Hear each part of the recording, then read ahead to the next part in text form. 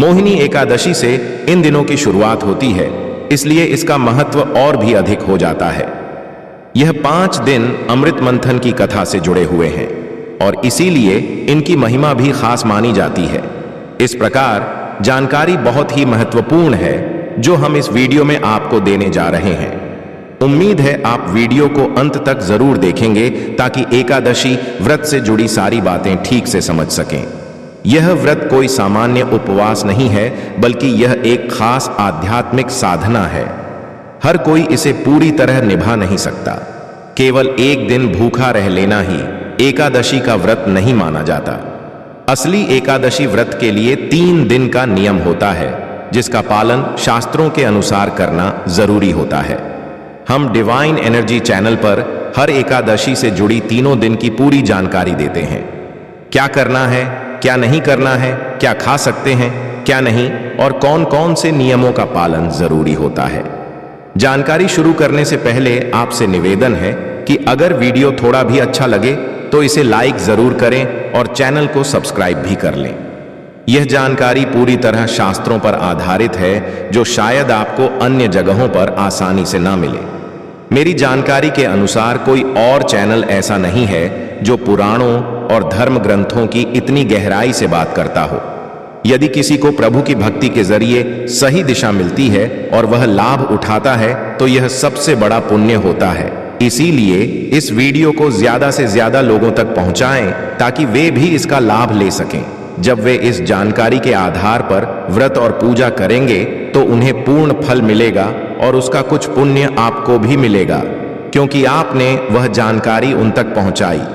किसी को धर्म के मार्ग पर चलने की प्रेरणा देना बहुत बड़ा पुण्य का कार्य है। इससे भगवान श्री हरि विष्णु भी प्रसन्न होते हैं। इसीलिए आप इस वीडियो को अधिक से अधिक साझा करें, अधिक लोगों तक जरूर पहुंचाएं। और अगर आप भी चाहते हैं कि आपका व्रत सफल हो तो कमेंट बॉक्स में ओम नारायण नमः जरूर लिखें। यह वैशाख एकादशी का मूल मंत्र है। इस मंत्र को जितना अधिक जपेंगे और लिखेंगे उतना ही अधिक कल्याण होगा और एकादशी के दिन इसका प्रभाव कई गुना बढ़ जाता है। डिवाइन एनर्जी चैनल पर हम हर दर्शन को विशेष रूप से मोहिनी एकादशी जैसे पर्वों को समर्पित करते हैं। यह वैशाख महीने की दूसरी एकादशी होती है। मोहिनी एकादशी के दिन भगवान श्री हरि ने मोहिनी रूप धारण कर अमृत कलश की रक्षा की और बाद में देवताओं को उसका सेवन कराया। उन्होंने राक्षसों को उस अमृत से दूर रखा। इन 5 दिनों की जानकारी हम वेदों और पुराणों के आधार पर दे रहे हैं। हर दिन क्या हुआ था उसका विवरण भी हम इस वीडियो में देंगे। हम वीडियो का लिंक डिस्क्रिप्शन में भी साझा करेंगे, कृपया उसे जरूर देखें। तब आपको वैशाख के अंतिम 5 दिनों के लाभ और महत्व की गहराई से समझ होगी। इतनी बड़ी महिमा इन 5 दिनों की है और मोहिनी एकादशी तो उनमें सबसे विशेष है। आगे हम आपको विस्तार से बताएंगे कि मोहिनी एकादशी के दिन कौन कौन से कर्म करने चाहिए और किस विधि से आपको यह व्रत पूरा करना है, उसकी जानकारी भी दे देते हैं। दशमी तिथि से इस व्रत का अनुष्ठान शुरू हो जाता है। इस दिन से ही कुछ चीजों का त्याग करना जरूरी होता है। सबसे पहले बात आती है खाने पीने की। इस व्रत में कुछ खास चीजें नहीं खानी चाहिए। दशमी को ही भोजन सीमित और सात्विक लेना चाहिए। खासकर काली उड़द की दाल, मशरूम, हरी सब्जियां, चने का साग और शहद का सेवन नहीं करना चाहिए। साथ ही मांस और मदिरा जैसे पदार्थ भी पूरी तरह से वर्जित हैं।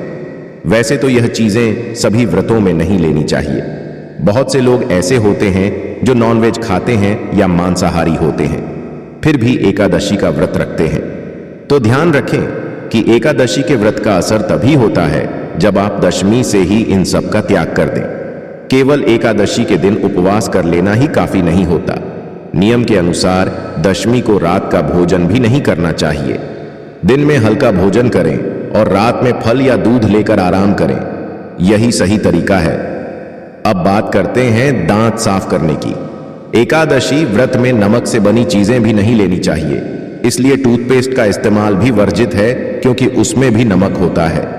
जब नमक व्रत को तोड़ सकता है तो फिर हम उसे क्यों इस्तेमाल करें? आप कहेंगे कि फिर मंजन कैसे करें? दातून भी नहीं कर सकते, क्योंकि एकादशी के दिन किसी पेड़ पौधे को तोड़ना भी दोष माना जाता है। ऐसे में क्या करें?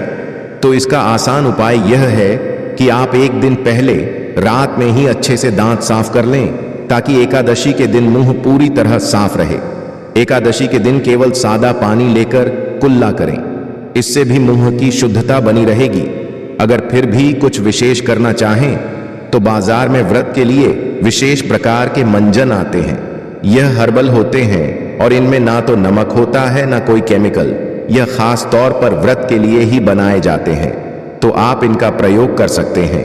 मोहिनी एकादशी के दिन सूर्योदय से पहले उठ जाना चाहिए और स्नान करना आवश्यक होता है। हर एकादशी का कुछ खास महत्व होता है जो शास्त्रों और पुराणों में बताया गया है। जब आप इसकी कथा सुनेंगे तो उसमें भी इसका विशेष महत्व मिल सकता है, या फिर आप पुराणों में इसका वर्णन पाएंगे। इस दिन आपको स्नान है ना, वह विशेष होगा। इस दिन गंगा स्नान का विशेष महत्व बताया गया है। मोहिनी एकादशी के दिन गंगा स्नान सभी दुखों को दूर करने वाला और पवित्रता देने वाला माना गया है। अगर आप गंगा तट पर जाकर स्नान कर सकते हैं तो बहुत अच्छा है, लेकिन अगर संभव नहीं है तो घर पर भी गंगा स्नान का फल प्राप्त किया जा सकता है। इसके लिए सबसे पहले स्नान की बाल्टी को अच्छे से साफ करें, उसमें थोड़ा सा गंगा जल डालें, चाहे सिर्फ 2 बूंद ही क्यों ना हो। फिर उसमें शुद्ध जल भरें। अगर मिल जाए तो सफेद फूल भी उसमें डाल सकते हैं, लेकिन यह आवश्यक नहीं है। सिर्फ गंगा जल डालना भी काफी रहेगा। जब स्नान करें तो उत्तर दिशा की ओर मुख करके हर हर गंगे बोलते जाएं। इस तरह से किया गया स्नान भी गंगा स्नान का फल देता है। अगर आप गंगा जी नहीं जा सकते तो चिंता की जरूरत नहीं है। घर पर इस विधि से स्नान करने से भी आपको वही पुण्य मिलेगा। स्नान के बाद साफ वस्त्र पहने, फिर अपने घर के मंदिर की सफाई करें और पूजा की तैयारी करें। पूजा की सभी आवश्यक चीजें एकत्र करें। भगवान माधव या विष्णु जी की तस्वीर या मूर्ति रखें। रोली, मोली, पान, सुपारी, लौंग, इलायची, धूप, दीप, फूल, फल और तांबे का एक लोटा रखें। अगर संभव हो तो पूजा की चौकी पर पीले कपड़े का आसन बिछाएं और वहीं पूजा सामग्री सजाएं। इत्र भी रख सकते हैं। पंचामृत तैयार करने के लिए कच्चा दूध, दही, घी, शक्कर और गंगा जल का उपयोग करें। ध्यान रखें, एकादशी के दिन शहद का उपयोग नहीं करना चाहिए, इसलिए उसकी जगह गंगा जल लें। इन 5 चीजों से पंचामृत बना लें। पूजा करते समय उत्तर दिशा की ओर मुख करके बैठें। अब एक विशेष बात और ध्यान देने योग्य है कि इस दिन जल अर्पण जरूर करना चाहिए। यह एक कार्य पूरे वैशाख महीने के लिए बहुत फलदायक होता है और एकादशी पर तो इसका विशेष महत्व होता है। कई लोग रोज पूजा नहीं कर पाते, लेकिन जो एकादशी का व्रत रखते हैं उन्हें यह कार्य जरूर करना चाहिए। यमराज को जल अर्पित करना अनिवार्य है। हम आपको पिछली एकादशी की वीडियो में भी यह बात बता चुके हैं और आज फिर से बता रहे हैं कि इस दिन यमराज को जल देना क्यों जरूरी है। इस एकादशी पर कैसे जल अर्पित करना है उसकी विधि आपको बताएंगे। आपको अपने दक्षिण दिशा की ओर मुख करना है। तांबे का एक लोटा लेना है, उसमें थोड़ा गंगा जल और फिर शुद्ध जल भरना है। अब यमराज से प्रार्थना करनी है कि हम देव जी महाराज, यह जल हम आपको समर्पित कर रहे हैं, कृपया इसे स्वीकार करें और प्रसन्न हो। इसके बाद ओम यह देवाय नमः मंत्र को 3 बार बोलते हुए उस जल को यमराज को अर्पित कर दीजिए। फिर सूर्य देव और तुलसी माता को भी जल अर्पित कीजिए। आप जब भी जल अर्पित करें तो ओम नारायण नमः मंत्र का उच्चारण कर सकते हैं। यह बहुत शुभ होता है। अब बात करते हैं पूजा विधि की। इस दिन क्या करना है, क्या नहीं करना, इसकी जानकारी आगे देंगे। पहले पूजा की सारी सामग्री इकट्ठा कीजिए। स्नान की विधि पहले ही बताई जा चुकी है। उम्मीद है आपने उसी तरह स्नान कर लिया होगा। अब सबसे पहले सामग्री और स्थान का शुद्धिकरण करें। तांबे का लोटा लें, उसमें गंगा जल और शुद्ध जल भरें। एक फूल लें और उस जल से जिस जगह आप पूजा करने जा रहे हैं वहां और सारी सामग्री पर जल छिड़कें। ओम पवित्र ओम अपवित्र नमः मंत्र बोलते हुए शुद्धिकरण कीजिए। अब भगवान की स्थापना करें। यदि पहले से भगवान श्री हरि विष्णु की तस्वीर या मूर्ति आपके मंदिर में है तो वही उत्तम है। अगर नई स्थापना करनी है तो चौकी पर पीला वस्त्र बिछाइए और भगवान की तस्वीर रखिए।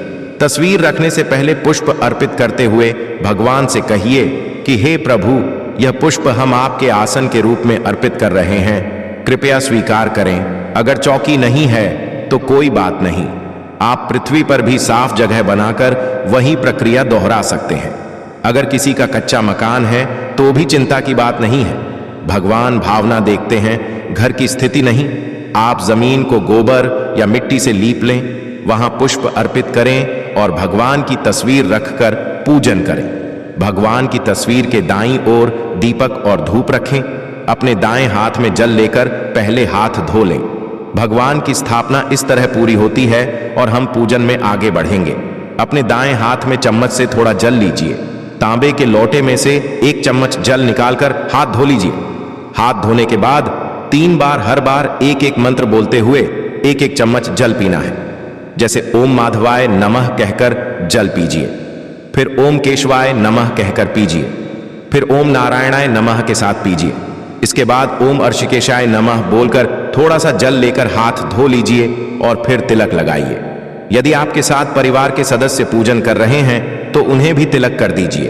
अब जो दीपक आपने पूजा स्थान पर रखा है उसे जलाइए और धूप भी प्रज्वलित कर दीजिए। अब संकल्प की प्रक्रिया करेंगे। इसके लिए दाएं हाथ में जल लीजिए, साथ में 1 रुपये का सिक्का रखें और चाहे तो कुछ पुष्प भी रख सकते हैं। अब अपना नाम, गोत्र, जिस स्थान पर बैठे हैं उसका पता, मकान नंबर, क्षेत्र का नाम और शहर का नाम बोलिए। फिर कहिए कि मैं वैशाख महीने की शुक्ल पक्ष की मोहिनी एकादशी का व्रत कर रहा हूं और भगवान विष्णु की पूजा का संकल्प करता हूं। यह संकल्प भगवान के चरणों में अर्पित कर दीजिए। संकल्प करना बहुत जरूरी होता है। कोई भी व्रत बिना संकल्प के अधूरा रहता है। एकादशी व्रत में इसका विशेष महत्व है। अब भगवान का पूजन आरंभ करेंगे। भगवान के सामने एक पत्ते पर एक कटोरी रखिए और उस कटोरी में पूजा की सारी सामग्री थोड़ी थोड़ी करके अर्पित करते जाइए, जिससे सामग्री फैल ना जाए और पूजा व्यवस्थित रहे।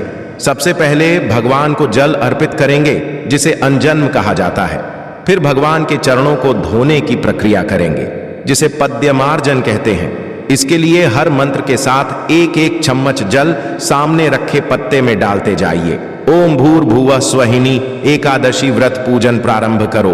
ओम भूर्भुवः स्वः नारायणाय नमः। ओम भूर्भुवः स्वः वासुदेवाय नमः। अब भगवान को स्नान कराएंगे। अगर आपके पास मूर्ति है तो भगवान को पंचामृत से स्नान कराइए। इसके लिए दूध, दही, घी, शक्कर और गंगा जल मिलाकर पंचामृत तैयार कीजिए। अगर प्रतिमा नहीं है और आप तस्वीर पर पूजन कर रहे हैं तो पंचामृत में 1 फूल डुबोकर उसे भगवान को अर्पित कीजिए। अब हम बात करते हैं व्रत के समय और पूजन मुहूर्त की। एकादशी तिथि 7 मई को सुबह 10:19 से शुरू होगी और 8 मई को दोपहर 12:19 से समाप्त होगी। इसीलिए 8 मई को व्रत करना सबसे उत्तम रहेगा। 9 मई को आप एकादशी का पारण कर सकते हैं। पूजन का सही समय सूर्योदय से लेकर 11 बजे तक रहेगा। अगर आपको इस समय में पूजन करना मुश्किल हो तो 12 बजे से लेकर 2 बजे तक भी पूजन किया जा सकता है। व्रत का पारण और दान भी उसी दिन किया जा सकता है। व्रत वाली एकादशी के दिन भगवान विष्णु और माता लक्ष्मी की विधिपूर्वक पूजा करें और उसी के साथ गौ माता की भी पूजा अवश्य करें। एकादशी की पूजा के लिए जो भोग बनाया गया है उसमें से 2 पूरियां गौ माता को अवश्य खिलाएं। ध्यान रखें, सूखी पूरी न खिलाएं। पूरी पर मिठाई या सब्जी या हलवा जरूर लगाकर गौ माता को अर्पित करें।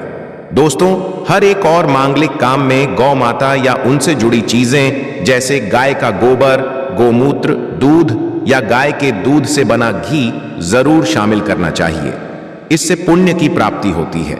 सनातन परंपरा में माना जाता है कि जिस घर में गाय होती है, गर्मियों में गाय को साफ पानी पिलाएं और सर्दियों में गुड़ जरूर खिलाएं। खासकर मोहिनी एकादशी के दिन गाय को गुड़ खिलाना बहुत शुभ माना जाता है। लेकिन ध्यान रखें, गर्मियों में गाय को गोंद नहीं खिलाना चाहिए। गाय से जुड़ी कुछ शुभ और अशुभ संकेत भी होते हैं। जैसे अगर गाय का दूध दोहन करते समय वह ठोकर मार दे और सारा दूध गिर जाए तो यह अपशगुन होता है। लेकिन अगर आप यात्रा पर जा रहे हो और रास्ते में गाय अपने बछड़े को दूध पिलाते हुए दिख जाए तो यह संकेत देता है कि आपकी यात्रा सफल रहेगी। गाय की आवाज यात्रा पर निकलते समय सुनाई दे या रात में उसकी हुंकार सुनाई दे तो यह भी शुभ माने जाते हैं। शास्त्रों में साफ कहा गया है कि गाय को कभी मारना या पीटना नहीं चाहिए। उन्हें माता का दर्जा दिया गया है और जो कोई गाय को नुकसान पहुंचाता है वह ऐसा पाप करता है जैसे अपनी मां को चोट पहुंचाई हो। ऐसे व्यक्ति को नरक में कष्ट झेलना पड़ता है और अगले जन्म में पशु योनि मिलती है। गौतम मुनि ने एक बार गलती से गाय को डंडा मार दिया था जिससे उसकी मृत्यु हो गई। इस पाप से छुटकारा पाने के लिए उन्हें वर्षों तक तपस्या करनी पड़ी। यह मोहिनी एकादशी का ही अवसर था जब भगवान श्री कृष्ण ने बैल के रूप में आए एक राक्षस का वध किया था। इस पाप से मुक्ति के लिए उन्हें सभी तीर्थों को बुलाकर एक कुंड में स्नान करना पड़ा, तभी वे पाप मुक्त हुए। साथ ही जो व्यक्ति पानी पी रही गाय को डराकर भगाता है वह बहुत बड़ा पाप करता है। लेकिन ऐसे लोग जो गाय की सेवा करते हैं उन्हें स्वर्ग की प्राप्ति होती है और अगले जन्म में सुख समृद्धि से भरा जीवन मिलता है। आराम कर रही गाय को उठाकर परेशान करना भी पाप माना गया है। जो लोग गाय की सेवा करते हैं उन्हें उनके पिछले जन्मों के पापों से मुक्ति मिलती है और वे गोलोक में स्थान पाते हैं। इसके अलावा गाय को डंडा मारकर उठाना या उस पर पानी डालकर उठाना बहुत बड़ा पाप माना गया है। ऐसा करने वाला व्यक्ति अगले जन्म में दर दर भटकता है। शास्त्रों में यह भी बताया गया है कि जो लोग गाय की सेवा करते हैं, उन्हें भोजन कराते हैं और उनकी देखभाल करते हैं, उनकी सभी मनोकामनाएं पूरी होती हैं। गाय के बछड़े के लिए जो दूध बचता है वही मनुष्य को लेना चाहिए, लेकिन कुछ लोग पहले गाय को धोते हैं और फिर बछड़े के लिए छोड़ा गया दूध भी दुह लेते हैं। ऐसा करना बहुत बड़ा पाप माना गया है। इस तरह के दूध को पीने और दुहने वाला दोष का भागी बनता है। शास्त्रों में यह भी कहा गया है कि गाय और बैल की पीठ पर नहीं बैठना चाहिए। ऐसा करना महापाप होता है और इसके कारण नरक की यातना भोगनी पड़ती है। नंदी जो महादेव के वाहन हैं, उन्होंने स्वयं इच्छा से शिव की सवारी बनना स्वीकार किया था, इसलिए वह एक अपवाद है। गाय का दान करना बहुत पुण्य का कार्य है।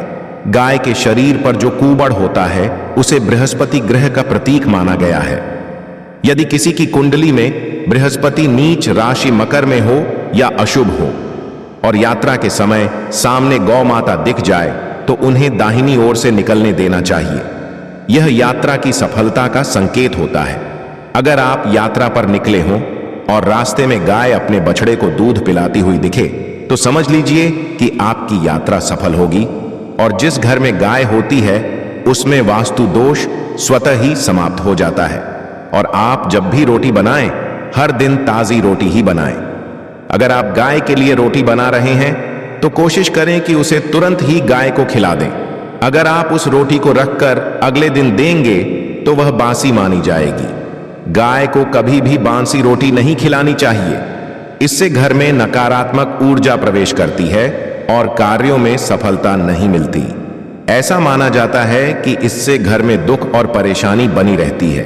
इसलिए रोजाना ताजा आटा गूंदकर रोटी बनाएं और उसी समय गाय को खिलाएं। साथ ही सड़ी गली चीजें जैसे खराब फल या सब्जियां भी कभी गाय को ना दें। कुछ लोग ऐसा सोचते हैं कि यह भी गाय को दे सकते हैं, लेकिन यह गलती है। शुद्ध और अच्छी चीजें ही गाय को अर्पित करनी चाहिए। आप आटे की 11 छोटी लोइयां बनाकर उन पर हल्दी लगाकर गाय को खिला सकते हैं। जब आप ऐसा करेंगे और श्रद्धा से गाय के चरणों को स्पर्श करेंगे तो आपके रुके हुए काम बनने लगेंगे और जीवन में आने वाली रुकावटें दूर होंगी। इसके साथ ही अगर आप 7 बार गाय की परिक्रमा भी कर लें तो यह और भी शुभ माना जाता है। जब भी गाय को रोटी दें तो उस पर थोड़ा सा घी या हल्दी जरूर लगाएं। अगर घी या हल्दी ना हो तो आप मिश्री भी रख सकते हैं।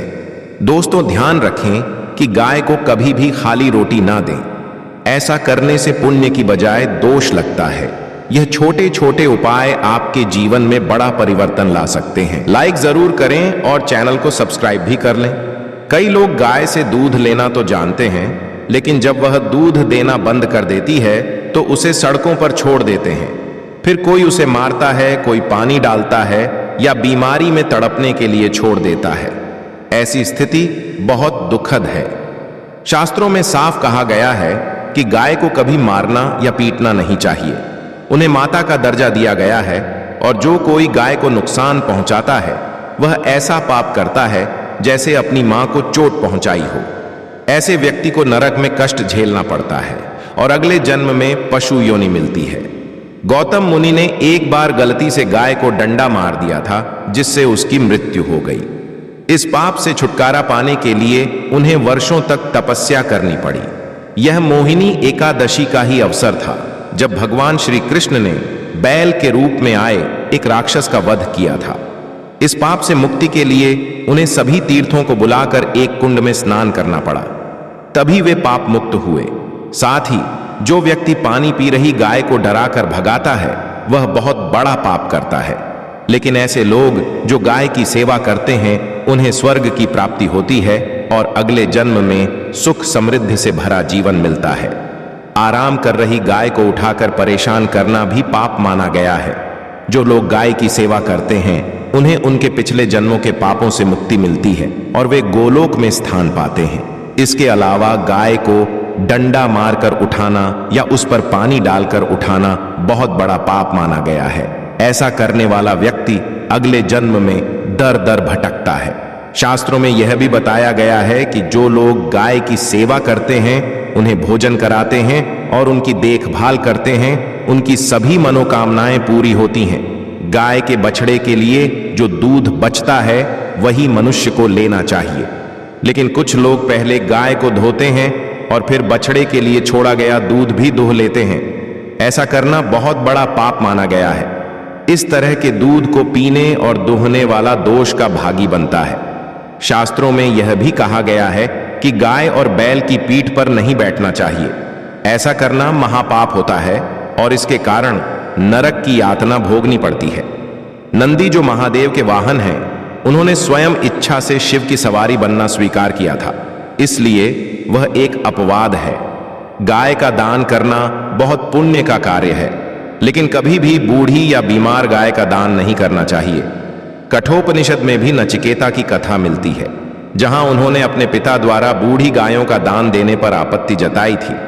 जो लोग दूध देने वाली गाय का दान बछड़े सहित करते हैं, उन्हें महान पुण्य की प्राप्ति होती है और वे स्वर्ग में स्थान पाते हैं। सूर्य, चंद्र, मंगल या शुक्र की राहु से युति हो तो पितृदोष बनता है। शास्त्रों के अनुसार सूर्य पिता का और मंगल रक्त का कारक होता है। यदि सूर्य, शनि, राहु या केतु से प्रभावित हो या मंगल राहु केतु से जुड़ा हो तो यह दोष जीवन में संघर्ष लाता है। इस दोष से छुटकारा पाने के लिए एकादशी या रोज गाय को रोटी, गुड़ या हरा चारा खिलाना चाहिए। दोस्तों, हर एक और मांगलिक काम में गौ माता या उनसे जुड़ी चीज जैसे गाय का गोबर, गोमूत्र, दूध या घी का प्रयोग जरूर करें। इससे पुण्य मिलता है। सनातन परंपरा के अनुसार जिस घर में गाय होती है वहां के वास्तु दोष अपने आप समाप्त हो जाते हैं। गाय के शरीर पर जो कुबड़ होता है उसे बृहस्पति ग्रह का प्रतीक माना गया है। यदि किसी की कुंडली में बृहस्पति नीच राशि मकर में हो या अशुभ हो और यात्रा के समय सामने गौ माता दिख जाए तो उन्हें दाहिनी ओर से निकलने देना चाहिए। यह यात्रा की सफलता का संकेत होता है। अगर आप यात्रा पर निकले हो और रास्ते में गाय अपने बछड़े को दूध पिलाती हुई दिखे तो समझ लीजिए कि आपकी यात्रा सफल होगी। और जिस घर में गाय होती है उसमें वास्तु दोष स्वतः ही समाप्त हो जाता है। और आप जब भी रोटी बनाएं, हर दिन ताजी रोटी ही बनाएं। अगर आप गाय के लिए रोटी बना रहे हैं तो कोशिश करें कि उसे तुरंत ही गाय को खिला दें। अगर आप उस रोटी को रखकर अगले दिन देंगे तो वह बासी मानी जाएगी। गाय को कभी भी बासी रोटी नहीं खिलानी चाहिए। इससे घर में नकारात्मक ऊर्जा प्रवेश करती है और कार्यों में सफलता नहीं मिलती। ऐसा माना जाता है कि इससे घर में दुख और परेशानी बनी रहती है। इसलिए रोजाना ताजा आटा गूंथकर रोटी बनाएं और उसी समय गाय को खिलाएं। साथ ही सड़ी गली चीजें जैसे खराब फल या सब्जियां भी कभी गाय को ना दें। कुछ लोग ऐसा सोचते हैं कि यह भी गाय को दे सकते हैं, लेकिन यह गलती है। शुद्ध और अच्छी चीजें ही गाय को अर्पित करनी चाहिए। आप आटे की 11 छोटी लोइयां बनाकर उन पर हल्दी लगाकर गाय को खिला सकते हैं। जब आप ऐसा करेंगे और श्रद्धा से गाय के चरणों को स्पर्श करेंगे तो आपके रुके हुए काम बनने लगेंगे और जीवन में आने वाली रुकावटें दूर होंगी। इसके साथ ही अगर आप 7 बार गाय की परिक्रमा भी कर लें तो यह और भी शुभ माना जाता है। जब भी गाय को रोटी दें तो उस पर थोड़ा सा घी या हल्दी जरूर लगाएं। अगर घी या हल्दी ना हो तो आप मिश्री भी रख सकते हैं। दोस्तों, ध्यान रखें कि गाय को कभी भी खाली रोटी ना दें। ऐसा करने से पुण्य की बजाय दोष लगता है। ये छोटे छोटे उपाय आपके जीवन में बड़ा परिवर्तन ला सकते हैं। बस जरूरत है इन्हें श्रद्धा और सही विधि से अपनाने की। अगर आपको यह जानकारी उपयोगी लगी हो तो वीडियो को लाइक जरूर करें और ज्यादा से ज्यादा अपने दोस्तों व परिवारजनों के साथ शेयर करें ताकि वे भी इसका लाभ उठा सकें। आप सभी पर माता लक्ष्मी और भगवान विष्णु की कृपा बनी रहे। वे आपकी हर मनोकामना पूर्ण करें। कमेंट बॉक्स में जय माता लक्ष्मी, भगवान विष्णु लिखना ना भूलें। और अगर आप चैनल पर नए हैं तो हमारे चैनल को सब्सक्राइब